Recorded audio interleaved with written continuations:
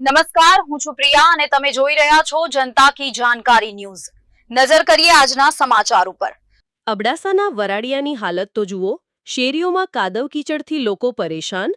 કાદવ કીચડથી ગંદકી ફેલાય છે અને ગંદકીથી મચ્છરો આવે છે અને મચ્છરોથી લોકોની ઊંઘ હરામ। અબડાસાના વરાડિયા ગામની શેરીઓની હાલત એટલી ખરાબ છે કે ક્યાંક બહાર જવું મુશ્કેલ થઈ ગયું છે।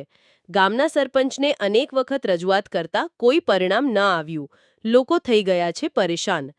નિકાલ ન થતા ગ્રામજનોમાં નારાજગી છે। વરસાદની મોસમમાં વરાડિયાની શેરીઓમાં કેવી રીતે નીકળી શકાય?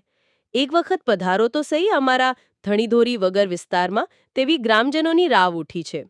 વરાડિયાની શેરીઓમાં એક જગ્યાથી બીજી જગ્યાએ જવાનું હોય તો કેવી રીતે જવાય?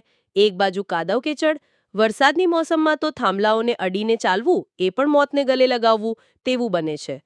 તંત્ર વરાડિયા વિસ્તારમાં પોતાનું ધ્યાન દોરે।